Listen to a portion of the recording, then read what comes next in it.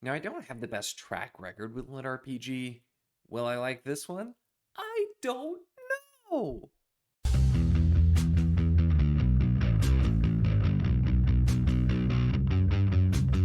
Hello and welcome to my channel. In this video, we are going to be talking about Don't Die Dave by R Witham intro, which is a reference here to Pepper, who is a sentient cartoon penguin that is in Don't Die Dave, which was just a blast of a character.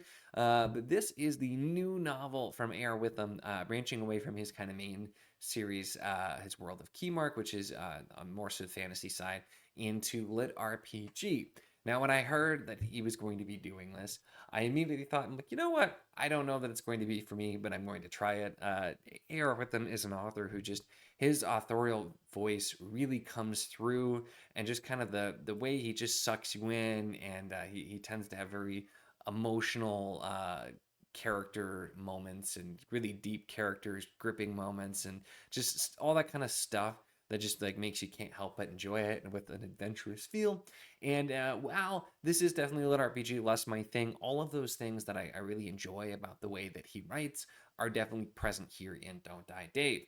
Now, this one is very different, and the base premise is that Dave is a cancer patient in a what feels like a somewhat future, like near future kind of dystopia type of thing going on here, and he's in debt, millions of dollars, and basically is told that his option is they put him on a placebo and just let him go, or he has to be put into a game, this very popular type of game basically, and pretend to be an AI essentially, and join this thing and interact with players and make them money and make them kind of worthwhile. And that's the idea here. And he doesn't necessarily want to do any of this, but ends up kind of doing it. So he's an older guy, and he's like 50, and he's in this world, and it's largely populated with kids playing this game, and he's just trying to kind of get through, and really a lot of fish out of water and figuring that type of stuff out, as well as lots of poking fun at the young kids, but also there's some poking fun at the older side as well, so that kind of stuff there. But that's basically the setup here, is he's trying to kind of like get out of this alive, so to speak, get out of this game and make money to be able to survive and keep going on. And that's the base setup. Now, this is heavily inspired by Dungeon Crawler Carl, and the author is very open about that. And there are definitely some major things you can see that are influenced there, but it also goes some very different directions as well. It still has, like I said, kind of the AR with them charm with the characters, where there'll be some sad moments, but there'll be just some very like heartwarming moments, and it's the heart as I think the thing that he captures the most in his Keymark novels, with Blackjack or the Rooker Flynn novels. It's the heart that really just shines through with these characters, and you just can't help but root for them to some extent, and you get that here as well. This one definitely gets a bit on the zanier side, though, although I feel like it doesn't lean too heavily into the lit RPG elements. I think it toes the line there as well. Now, there were some things that just didn't work quite as well for me. Some of it's just I feel like some of the humor is a little bit zany for my taste. There were other parts I thought that worked well, but it kind of goes for the over the top, and that's what it's aiming for. So I think it definitely lands there.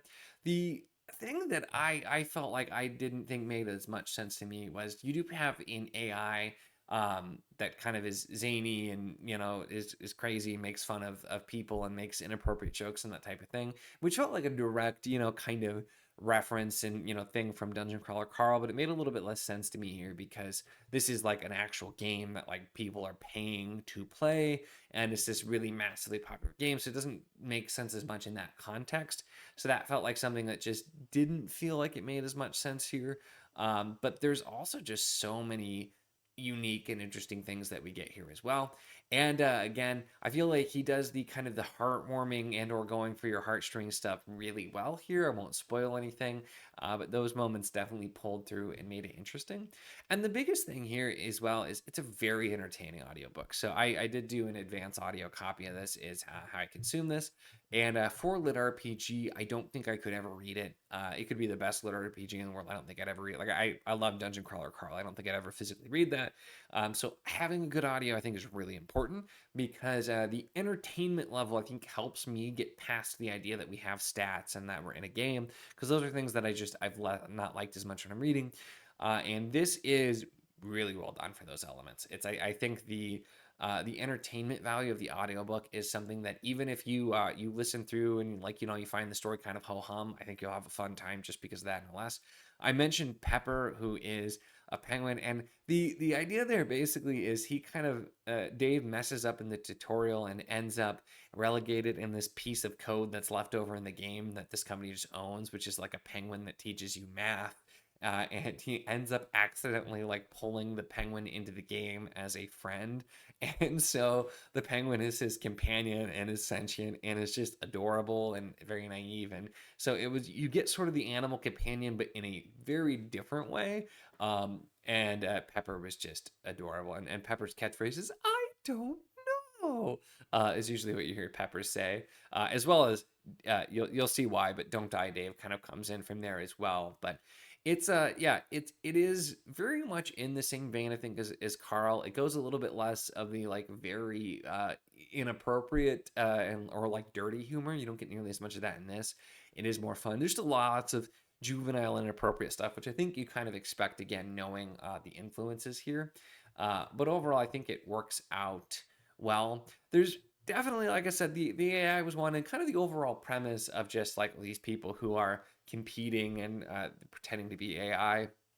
Um, some of that I feel like for me is a little bit more just like, don't overthink the premise. It's just kind of here, and it's very much intending. You can see some social commentary about medical costs and about the nature of these huge corporations and things like this too. And so you could see what it's going for. Some of it does feel a little bit over the top, I think, just because whenever you get something like this where you're doing your kind of near future dystopia, it's always going to need to be a little bit over the top, and you just sometimes have to suspend that disbelief a little bit. And like I said, because this was very entertaining and fun, I found it a lot easier for me to just suspend my disbelief than otherwise. So I definitely recommend checking this one out, especially if you're a Carl fan and you like LitRPG. I'm very choosy with it. I was really worried I wasn't going to like this, but again, I feel like AR Witham is just one of those authors that his style works really well for me. I enjoy his books, the things that he puts in them, and just the him in every book he writes, I think has worked really well. So this is definitely a fun one to check out. I do highly recommend the audio,